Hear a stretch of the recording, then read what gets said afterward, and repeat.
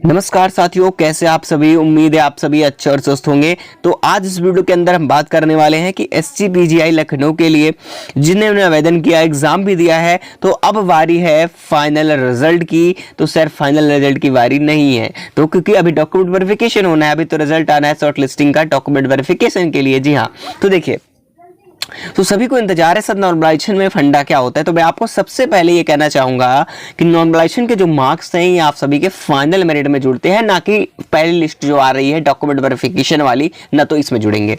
ठीक है, ये जुड़ते हैं फाइनल मेरिट में जुड़ते हैं। आपको ध्यान में रखना होगा, नहीं कि आप अगर यहां से खेला स्टार्ट होता है कि आपके पास मार्क्स हैं तो डॉक्यूमेंट वेरिफिकेशन के लिए तो आप क्वालिफाई हो जाएंगे।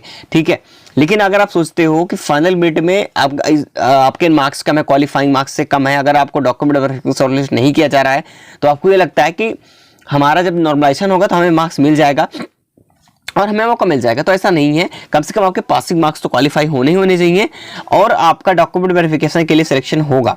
उसके बाद ही आपका फाइनल मेरिट में नॉर्मलाइजेशन का ज्यादातर मार्क्स जो है फाइनल मेरिट में ही जुड़ता है। ठीक है, तो इन सभी बातों को आपको ध्यान रखना है। हालांकि चीजों को मैं बता दूं कितने मार्क्स तक बढ़ सकते हैं, कितने फायदा हो सकते हैं, क्योंकि देखिए 55 नंबर तक वालों को फायदा मिलेगा। लेकिन आप सोचोगे कि 55 नंबर पर सिलेक्शन कैसे हो सकता है, तो ये आपको जरूरी नहीं कि सभी कैटेगरी की मैं बात कर रहा हूं। देखिए, मैं आपको समझा रहा हूं, मैं फाइनल मेरिट की भी बात करूंगा साथ ही साथ। सबसे पहले आपको बता दूं कि जो 55 वाला मार्क्स है, अगर नॉर्मलाइजेशन में जो एवरेज की मैं बात करता हूं, तो लगभग इनका जो है आपको देखना जरूरी है कि यहाँ पर अगर हम बात करें, चलिए ठीक है, मान लीजिए बहुत ज़्यादा हार्ड शिफ्ट थी तो इन्होंने 40 अटैम्प्ट किए, और यहाँ पर 70 की मान लीजिए कि भाई इजी शिफ्ट थी तो इन्होंने 70 अटैम्प्ट किए, और यहाँ पर कितने उन्होंने 50 एवरेज वाला किया। यानी कि ये हार्ड शिफ्ट, इजी शिफ्ट और मॉडरेट शिफ्ट इस हिसाब से थी। अब यह देखो कितना ज़्यादा डिफरेंस देखने को मिल रहा है। तो अब नॉर्मलाइजेशन में फंडा ये हुआ कि इसका डिफरेंस अगर आप देखो यहाँ पर, तो 30 का सिलेक्शन यहाँ पर हो रहा है और यहाँ पर लगभग 20 का। तो इसके रेशियो के हिसाब से 5 चौके 20, 5 छक्के 30, यानी 6 4 11, सॉरी 6 4 10 यहाँ पर मिल रहा है। ये बताओ 10 कम नहीं होता भाई। ठीक है, 10 मार्क्स मिलना, तो अभी ज़्यादा शिफ्ट में हुए भी नहीं आपके एग्जाम की, बहुत ज़्यादा शिफ्ट में हुए हैं, 40 शिफ्ट में हुए हैं, कि ऐसे नहीं है कि भाई आपका एग्जाम 14 से 15 नंबर तक आपको नॉर्मलाइजेशन में मिल जाएगा, तो ऐसा नहीं भी है। लेकिन 10 नंबर अगर मिल रहा है तो बहुत ज़्यादा मिल रहा है, आपको ध्यान रखना होगा।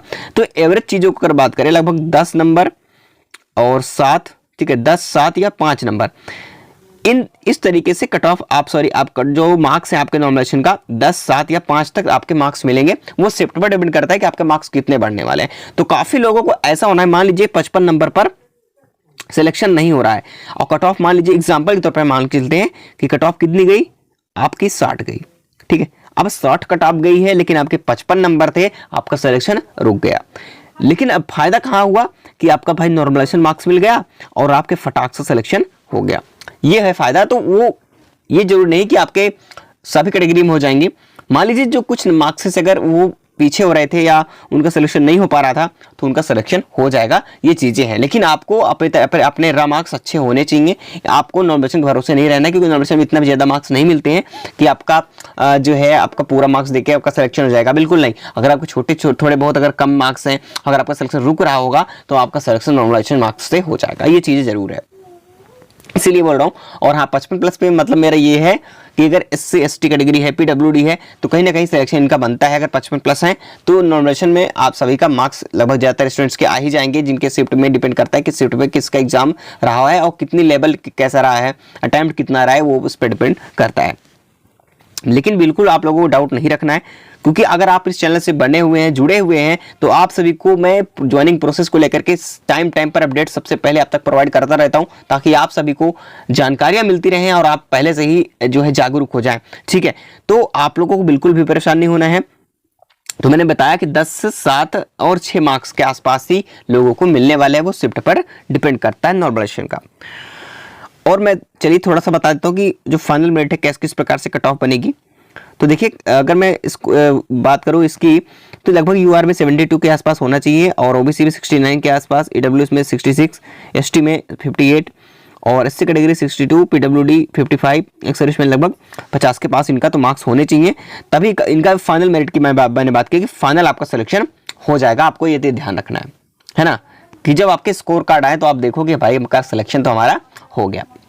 लेकिन सबसे पहले आपको बता देता हूं कि आप सभी कि मार्क्स अगर अच्छे हैं, आपको ये लगता है कि हमारा जो है डॉक्यूमेंट वेरिफिकेशन के लिए हो जाएगा, तो देखिए अगर आपको मौका भी मिल रहा है डॉक्यूमेंट वेरिफिकेशन के लिए, तो बिल्कुल आप ये मत सोचिएगा कि हमारा फाइनल सिलेक्शन नहीं होगा, ये सोच के मत चलिएगा। ठीक है, आपको सिलेक्शन होगा, अच्छी तरीके से सिलेक्शन होगा, लेकिन आप सभी बिल्कुल ये डिक्लेयर कर ले कि अगर हमें मौका मिल रहा है डॉक्यूमेंट वेरिफिकेशन के लिए, आपके कितने भी मार्क्स कम हो या फिर ज़्यादा, जिस प्रकार से भी हो, आपको डॉक्यूमेंट वेरिफिकेशन के लिए जाना है। ठीक है, आप ये मत सोचिएगा सर फाइनल मेरिट तो हमारी नहीं हो पाएगी सर, वैसे भी डॉक्यूमेंट वेरिफिकेशन के लिए देने क्या क्यों जाएँ, वैसे भी फाइनल सिलेक्शन नहीं होगा। यही सोच के गलतियाँ बहुत सारे स्टूडेंट्स कर बैठते हैं और वहीं पर सिलेक्शन उनका रुक जाता है।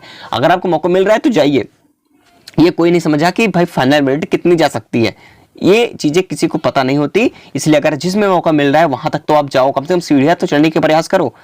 एक दिन ऐसा आ जाएगा कि आप चढ़ भी जाओगे। ठीक है, तो चीजों को समझना, एनालाइज करना जरूरी है। बाकी साथियों, मैं आप सभी को टाइम टाइम पर गाइड करता रहूंगा, बिल्कुल आप लोग परेशान मत होइए। चलिए मिलते हैं, जय हिंद जय भारत।